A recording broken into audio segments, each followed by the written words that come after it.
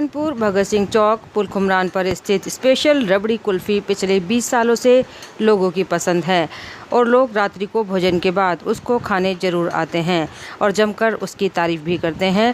Pure दूध से बनी रबड़ी की खास बात है कि उसमें किसी प्रकार की कोई मिलावट नहीं होती और सेहत के लिए भी वह फ़ायदेमंद है, इसलिए दूर दूर से लोग वहां पर आकर मलाई रबड़ी का लुत्फ़ उठाते हैं।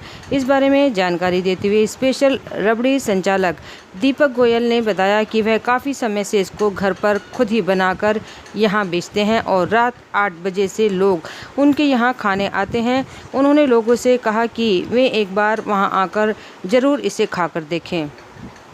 दीपक गोयल। ये रबड़ी कब से बना रहे हैं और क्या इसमें खास है? 15 साल से बना रहे इसे और ये भगत सिंह चौक पुल खुमरान पे। और जो है इसकी खासियत ये है कि एक तो शुद्ध दूध से है, शुद्ध दूध से ओरिजिनल रबड़ी है ये। इसके अंदर कोई भी जो है अपना जो है ये प्रिजर्वेटिव कोई भी अपना जो है या स्टार्च कुछ नहीं है इसके अंदर। कुल मिला के सेहतमंद है। सेहतमंद है ये। सेहतमंद चीज़ है और प्योर चीज़ है और फ्रेश है। लगभग कितने लोग रोज खा जाते हैं? 100-150 लोग रोज पसंद है काफी। हाँ। किस नाम से आपकी? स्पेशल पान हाउस। सहारनपुर अग्रवाल धर्मशाला में बीती रात निष्काम सेवा संस्था द्वारा राजा जैन के नेतृत्व में छड़ी पूजन कार्यक्रम बड़ी धूमधाम से मनाया गया और विधि विधान के साथ बैंड बाजों के साथ छड़ी को अग्रवाल धर्मशाला में लाया गया और पूजा अर्चना की गई। इसके पश्चात भगवान का भोग लगाया गया, प्रसाद वितरण किया गया, जिसमें हजारों की संख्या में लोगों ने पहुंचकर प्रसाद ग्रहण किया। इस बारे में राजा जैन ने बताया कि वे हर वर्ष संस्था की ओर से बसेरे का आयोजन करते हैं और सभी सदस्यों का पूर्ण सहयोग भी मिलता है। मेरा नाम राजा जैन है। आज क्या कार्यक्रम है? आज हमारे भारतीय निष्काम सेवा मंडल द्वारा श्री बाबा जहांगीर जी का बसेरा किया गया, जिसमें हमारे मंडल परिवार के सभी पदाधिकारीगण, मुख्य सलाहकार, मुख्य यजमान द्वारा सहयोग कर और हमारे जितने भी अतिथि हैं उनके द्वारा सहयोग से ये हमारी मंडल जो है भारतीय निष्काम सेवा मंडल, इसके तत्वाधान में श्री जहांगीर बाबा जी का बसेरा किया गया। बहुत ही ऐतिहासिक और भव्य बसेरा संपन्न हुआ, जिसमें हम बधाई देना चाहेंगे सहारनपुर के जनपदवासियों को, जिन्होंने हमारे छोटे से आग्रह पर आकर बाबा का आशीर्वाद व प्रसाद ग्रहण करा। भारतीय निष्काम सेवा, मेरा नाम आयुष जैन है। मैं भारतीय निष्काम सेवा मंडल का सह संयोजक हूँ और आज हम भारतीय निष्काम सेवा मंडल ने आज झारवीर जी का बसेरा कराया, जो बहुत ही अच्छा हुआ है। और अतिथिगण सब जिस को न्योता दिया गया सब आए हैं इसमें, चाहे वो शहर के कोई भी हो। आपका नाम? मेरा नाम विनोद प्रकाश है। आज क्या करें? आज श्री जहांगीर गोगा जी महाराज का सरदार छड़ी का बसेरा लग रहा है और बड़े उल्लास के साथ में मनाया जा रहा है। और मैं यहाँ के जितने भी सदस्यगण हैं, अध्यक्ष हैं, उनको बधाई देना चाहता हूँ। उन्होंने बड़ा उनके अंदर जो है बहुत बड़ी उनकी सहानुभूति है और काफ़ी जनता यहाँ पर आई है और बहुत अच्छा प्रसाद बना रखा है, सबने तारीफ की है। सहारनपुर नगर में इलेक्ट्रो होम्योपैथी क्लिनिक व आइरिस सेंटर का उद्घाटन किया गया। सहारनपुर नगर में दिल्ली रोड स्थित आवास विकास कॉलोनी में पूनम इलेक्ट्रो होम्योपैथी क्लिनिक व आइरिस सेंटर का उद्घाटन किया गया। सेंटर का उद्घाटन पंजाब से आई electro homeopathy medical research and development organisation of India ERDO के राष्ट्रीय सचिव डॉक्टर अजीत सिंह ने फीता काट कर किया।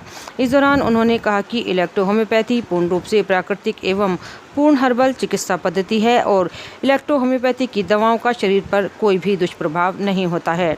इसके साथ ही मनुष्य की आंख का आइरिस चेक करने से भी उसकी अंदरूनी बीमारियों का पता चलता है। इलेक्ट्रो होम्योपैथी की दवाइयाँ होम्योपैथी से बिल्कुल भिन्न हैं, इसका होम्योपैथी से कोई भी संबंध नहीं है। इस दौरान ERDO के प्रदेश महामंत्री डॉक्टर कल्याण सिंह सैनी, सहारनपुर जनपद के ERDO के जिला अध्यक्ष doctor Ajay Gupta, doctor Poonam Pundi, doctor Rajpal Singh, doctor Pawan, doctor Dharamvir Singh, doctor Ram Kumar Pundir, doctor Manish, doctor Mahesh Kori, doctor Pradeep Sharma, doctor Prabh Singh, doctor Sushil, doctor Narendra Kapil, doctor Rakesh Kamboj आदि उपस्थित रहे। आज क्या उद्घाटन हुआ है सेंटर का और बेसिकली इलेक्ट्रो होम्योपैथी है क्या, ये जानना चाहेंगे? जी, एक्चुअली इलेक्ट्रो होम्योपैथी एक प्राकृतिक चिकित्सा की तरह ही है और जैसे होम्योपैथी और बेसिकली जो डिफरेंस है, जो कई बार भ्रम पड़ता है कि शायद इलेक्ट्रोपैथी होम्योपैथी ही है, ऐसा नहीं है। दोनों साइंसेस जो है इनका जो एक यूनिवर्सल लॉ, जिसको हम लॉ ऑफ सिमलिया कहते हैं, ये दोनों साइंस उसको फॉलो करती है, लेकिन इसका इम्प्लीमेंटेशन अलग अलग है। जैसे हनीमन सर ने, जो होम्योपैथी के जन्मदाता था, उन्होंने जो ड्रग्स को, होम्योपैथी मेडिसिन को इन्वेंट किया, तो उनकी ड्रग जो प्रूविंग थी वो हेल्दी लोगों के ऊपर की है, जबकि इलेक्ट्रो होम्योपैथी की जितनी भी इन्वेंशन हुई है ड्रग्स की, उसका जो ढंग है वो लॉ ऑफ सिमलिया को फॉलो करके उसको रोगियों के ऊपर सीधा टेस्ट किया गया है। और जो जितनी भी इसकी दवाइयाँ हैं इलेक्ट्रोपैथी की, ये सीधा सीधा रोगियों के ऊपर प्रूव की गई है। इसीलिए हमारे पास जो रेमडीज़ है वो सीधा ऑर्गन रेमडीज़ भी हैं। जैसे कोई किडनी की प्रॉब्लम है, कोई लीवर की प्रॉब्लम है, तो ऑलरेडी उसको ठीक करने के लिए स्पेसिफिक वो ड्रग ऑलरेडी 200 साल पहले काउंट सीजर मैटी, जो इनके इन्वेंटर थे, उन्होंने इसको प्रूव किया हुआ है। तो आज भी वो हमारे डॉक्टर उसी रेफरेंसेस को यूज़ करके सीधा उस ऑर्गन्स को ठीक कर देते हैं, उसकी बीमारियां ठीक कर देते हैं। जी, ये होम्योपैथिक बताते हैं अल्कोहल में बनती है और ये किसी और डिस्ट्रीब्यूटर में बनती है, इसमें ऐसा क्या है? नहीं, एक्चुअली वो फार्मेसी का ये पार्ट है। जैसे होम्योपैथी में बेसिकली जो भी ड्रग जब हम प्रोसेस करते हैं, और उसके जो सोर्सेज हैं होम्योपैथी ड्रग्स के, वो मिनरल्स भी हैं, प्लांट्स भी हैं, और कुछ एनिमल सोर्स भी है। तो बेसिकली उनमें अल्कोहल यूज़ होती है in the method of preparation. But यहाँ पर जो इसकी फार्मेसी इलेक्ट्रोपैथी, उसको हम स्पैजरिक कहते हैं। तो स्पैजरिक का मतलब होता है कि जो कंपोनेंट्स पौधों में हैं, और ये बेसिकली हम यहाँ पे सोर्स है वो पौधे ही है, ना कोई एनिमल सोर्स है ना कोई मिनरल सोर्स है। तो जो इलेक्ट्रोपैथी ड्रग्स बनती हैं, मेडिसिन बनती हैं, वो पौधों से बनती हैं, और पौधों को एक स्पेशल विधि से प्रोसेस किया जाता है। उसमें से कंपोनेंट्स जो होते हैं पौधों के, उनको पहले सेपरेट किया जाता है, प्यूरीफाइड किया जाता है, फिर उसको मिलाया जाता है। तो ये जो पूरा ढंग है, तो it is totally different from the pharmacy of the homeopathy. तो इसलिए अलग अलग फार्मेसीज़ हैं और इनका इम्प्लीमेंटेशन भी उसी के हिसाब से है। इसमें बताया जाता है कि कई असाध्य रोगों पर भी ये कारगर है, और जो कई रोग ऐसे हैं जो कहीं नहीं ठीक होते हैं, वो इलेक्ट्रोपैथी में। देखिए, हर कोई भी रोग को जब भी कोई साइंस ठीक करती है, उसके लिए उसको अपना। सहारनपुर बेहट के ग्राम गंदेवट निवासी कोटे में घटतोली को लेकर कांग्रेसी नेता सोमपाल कश्यप के नेतृत्व में पहले डीएसओ से फिर जिलाधिकारी से मिले। उनका कहना था कि कोटा किसी और के नाम से है और चलाने वाला कोई और है। वह राशन लेने आने वाले लोगों से बदसलूकी करता है तथा उनको राशन भी कम देता है। उन्होंने उनके खिलाफ कार्रवाई की मांग की। ऐसा न होने पर उन्होंने आगे भी धरना प्रदर्शन की चेतावनी दी। ज्ञापन देने वालों में मुख्य रूप से सोमपाल कश्यप, वेदपाल, नागेंद्र सिंह, विनय कुमार, विमला, संतोष, कमलेश, रेखादी लोग मौजूद रहे। मैं सोमपाल कश्यप, प्रदेश उपाध्यक्ष कांग्रेस पार्टी सहारनपुर से हूँ। आज हम एक राशन का मामला है, बेहट विधानसभा गांव गधरेडी से सतीश कश्यप के नाम से डिपो है, और उसको बांट रहा एक शर्मा के नाम से है। लोग बाग परेशान है। अगर कोई राशन लेने के लिए जाता है उनके पास, तो कोई बैग फेंकता है, कोई थैले फेंकता है, कोई राशन, किसी को पूरा राशन नहीं देता है। अगर किसी के घर में 5 सदस्य हैं तो 4 का राशन मिलता है। अगर 2 सदस्य हैं तो उसको 2 किलो कम कर देता है। ये कहता जो तुम्हारे से हो कर लो। तो हम ये चाहते हैं कि इसमें कार्रवाई होनी चाहिए, और उसमें एक जो जिस भी अकाउंट से पैसा आता है, जिस अकाउंट में जाता है, उसकी जांच होनी चाहिए। सहारनपुर नगर में आज भारतीय गोरखा सुधार सभा के द्वारा एक कार्यक्रम आयोजित किया गया। कार्यक्रम में गोरखा समाज के सैकड़ों की संख्या में महिला, पुरुष व बच्चे शामिल हुए। गोरखा समाज कोरोना काल के चलते बीते 2 वर्षों से इस कार्यक्रम को नहीं कर पा रहा था। वहीं इस कार्यक्रम का मकसद करवा चौथ पर्व की तरह ही गोरखा समाज में हरियाली का पर्व मनाया जाता है, जिसको गोरखा हरियाली पर्व कहा जाता है। इसमें महिलाएं अपने पति की लंबी उम्र के लिए निर्जला उपवास रखती हैं और इसमें रेत से शिवलिंग बनाया जाता है। वहीं कुंवारी कन्या भी अच्छे वर की प्राप्ति के लिए इस व्रत को करती हैं।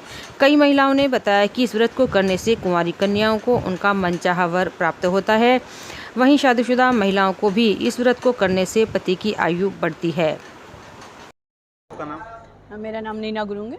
आज क्या कार्यक्रम आयोजित किया जा रहा है? आज गोरा तीज का व्रत के उपलक्ष्य में कार्यक्रम हो रहा है। ये भगवान शंकर को पति के रूप में पाने के लिए माँ पार्वती ने रखा था व्रत ये। और वैसे तो 30 तारीख का है गोरा तीज का व्रत, पर जैसे सरगई होती है उसी तरह हमारे में गोरखा समाज में दर खाना कहते हैं। लड़कियाँ अपने मायके जाती है, माँ के घर में जैसे रात देर तक 12 बजे के बाद व्रत शुरू होता है। अगले दिन सारा दिन निर्जला एकादशी व्रत, जैसे निर्जला का व्रत होता है ऐसे व्रत होता है। पानी तक नहीं पीती हैं शाम को, फिर रात को 12 बजे, सुबह के 5 बजे, ऐसे इस तरह से व्रत का आयोजन होता है। आरती होती है और अगले दिन सुबह पारायण होता है व्रत का खाना। आज जैसे दर खाना कहते हैं, सब मायके जाती हैं तो हम जितनी महिलाएं कोई जा नहीं पाती हैं तो एक गेट टुगेदर रखा हुआ है हमारे गोरखा समाज की तरफ से घरतालिका तीज व्रत के प्रोग्राम के लिए। वैसे व्रत जो है वो 30 तारीख, बस खाना वाना थोड़ा मनोरंजन प्रिपेयर है ये हमारे व्रत के लिए। Thank you. दीवानी न्यायालय से पुलिस लाइन कार्यालय तक अधिवक्ताओं ने एडवोकेट जिशान की गिरफ्तारी के विरोध में किया प्रदर्शन। आपको बता दें, खनन माफिया और MLC हाजी इकबाल उर्फ बाला के दस्तावेज लेखक एडवोकेट जिशान की गिरफ्तारी के विरोध में जिले भर के वकील आज दीवानी न्यायालय परिसर में इकट्ठा हुए और जोरदार प्रदर्शन करते हुए पुलिस लाइन पहुंचे, जहां पर उन्होंने संबंधित मामले को लेकर SSP को ज्ञापन भी सौंपा, जिसमें अधिवक्ताओं की मांग थी कि उन्हें पुलिस के गिरफ्तार करने के तरीके से सख्त नाराजगी है, जिस पर उन्होंने ऐसे पुलिसकर्मियों के खिलाफ जिनके द्वारा एडवोकेट के साथ बदतमीजी की गई है उन पर कार्रवाई की मांग की है। मैं बता दो Ashok Kumar Pundir advocate, civil court bar अध्यक्ष, जिशान अहमद एडवोकेट को जिस तरह से 4 साल पुराने मुकदमे में इमीडिएट 5 बजे शाम को FIR कर रात को 11 बजे उनके घर के दरवाजे तोड़कर महिलाओं को आतंकित कर डरा धमका कर कॉलर पकड़कर घसीटते हुए अरेस्ट किया गया है, वो अपमानपूर्वक है। उसकी हम घोर निंदा करते हैं। और उनके चैम्बर्स की तलाशी ली गई रात को बिना अध्यक्ष की अनुमति के, बिना वहाँ प्रशासन के सर्च वारंट के, हम उसकी घोर निंदा करते हैं। माननीय उच्च न्यायालय और माननीय उच्चतम न्यायालय भी ये कहता है कि डॉक्टर और वकील के खिलाफ बिना सबूत के गिरफ्तारी नहीं होनी चाहिए। तो वैसे तो आम आदमी के खिलाफ भी नहीं होनी चाहिए। कोई इन्वेस्टिगेशन नहीं किया, तुरंत उनकी जो गिरफ्तारी है, जो गिरफ्तारी का तरीका है, उसकी हम घोर निंदा करते हैं। और हम अपनी बार के बतौर अध्यक्ष होने के नाते अपने सभी साथियों को ये दृढ़तापूर्वक विश्वास दिलाते हैं कि हम अपने अधिवक्ता साथी के हित के लिए सजग हैं, पूरी तरह से निष्ठावान हैं और उसके हितों के लिए हमेशा सजग रह के प्रयास करते रहेंगे लड़ने। अधिकारी ने आश्वासन दिया है कि दोषी पुलिसकर्मियों के खिलाफ कार्रवाई होगी और न्याय मिलेगा, सही जांच होगी और उत्पीड़न किसी तरह से नहीं किया जाएगा बिना आवश्यक उसके। खेल दिवस के उपलक्ष्य में किया गया डिस्ट्रिक्ट हॉकी टूर्नामेंट का आयोजन। डिस्ट्रिक्ट हॉकी टूर्नामेंट में 6 टीमों ने किया प्रतिभाग। आपको बता दें, आज पूरे भारत में हॉकी के जादूगर कहे जाने वाले मेजर ध्यानचंद की जयंती और खेल दिवस मनाया जा रहा है, जिसमें सहारनपुर के डॉक्टर भीमराव स्पोर्ट्स स्टेडियम में मेजर ध्यानचंद की प्रतिमा के समक्ष उनको पुष्प अर्पित कर श्रद्धांजलि दी गई। जिसके बाद डिस्ट्रिक्ट हॉकी टूर्नामेंट का आयोजन किया गया, जिसमें जनपद की 6 टीमों ने प्रतिभाग किया। वहीं स्पोर्ट्स स्टेडियम और DAV पब्लिक स्कूल की टीम फाइनल में पहुंची। जी, मैं फुरकान अहमद, ज़िला हॉकी संघ सहारनपुर सचिव। आज हम लोग दादा ध्यानचंद खेल दिवस के अवसर पर हॉकी सहारनपुर स्पोर्ट स्टेडियम में डिस्ट्रिक्ट टूर्नामेंट कराया जा रहा है। उसमें हमारे डिस्ट्रिक्ट की 6 टीमों ने भाग लिया और उसमें फ़ाइनल में स्पोर्ट स्टेडियम और DAV public school A team final में पहुंची। खेल दिवस हमारे जो दादा ध्यानचंद जिनका जन्म 1905 में हुआ, उनके जन्म दिवस पे ये खेल दिवस मनाया जाता है। हमारे आज तक का ओलंपिक रिकॉर्ड है कि दादा ध्यानचंद 1928, 1932, 1936 लगातार 3 ओलंपिक देश के लिए लाए और आज तक अभी तक कोई इस तरह का कोई खिलाड़ी जो है नहीं ले पाया। तो हमारे लिए बड़ी गर्व की बात है कि हम उनकी उसमें ध्यानचंद जी की आशीर्वाद से हम लोग भी बच्चे हम लोग तैयार कर रहे हैं। हम चाहते हैं कि हमारे भी ध्यानचंद की तरह बच्चे आगे निकलें, यही हमारी शुभकामनाएं हैं। सहारनपुर काशीराम कॉलोनी में बीती रात एकता क्लब द्वारा भव्य छड़ी पूजन का कार्यक्रम बसेरा किया गया, जिसमें ढोल नगाड़ों के साथ छड़ी को लाया गया। इसके पश्चात सभी सदस्यों द्वारा विधि विधान के साथ पूजा अर्चना की गई, भोग लगाया गया और प्रसाद वितरण किया गया। इसके पश्चात सभी मोहल्ला वासियों ने जहारवीर गोगा जी की कथा सुनी और धर्म लाभ उठाया। कार्यक्रम में मुख्य रूप से पंकज कश्यप, गौरव वर्मा, सचिन वर्मा, रोहित संवरिया, अनुज मेहरा, सागर मदान, यश मौर्य, विपुल पवार आदि लोग मौजूद रहे।